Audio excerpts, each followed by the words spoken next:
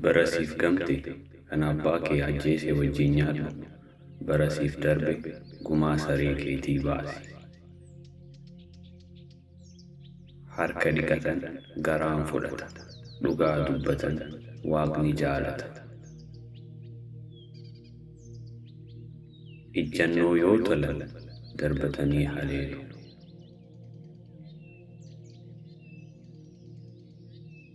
Gowwaan abbaa warraa eelee cabdeetti kolfa.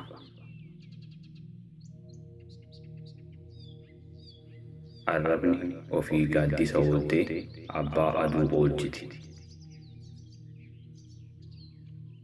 Firoomni jedhanii waraabessatti foon hin fe'atan.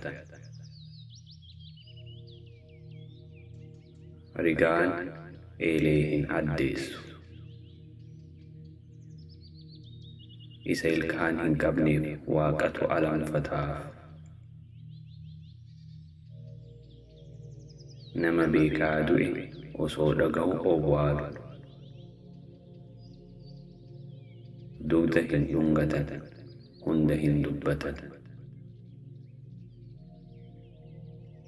Korbeessi abbaa jabaa qabu eegee ala bulcha. Sibiilli hangumatuman jabaata.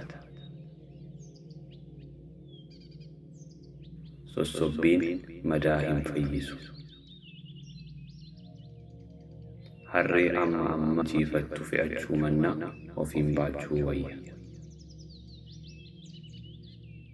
Hantuunni boolla lama qabdu hin duutu. Gaafa galu qamalee mukarraa kuftettuuti. Yoo akka maletti baatan tafkiin dugda nama. Quufti ganamaa galaagachiisa.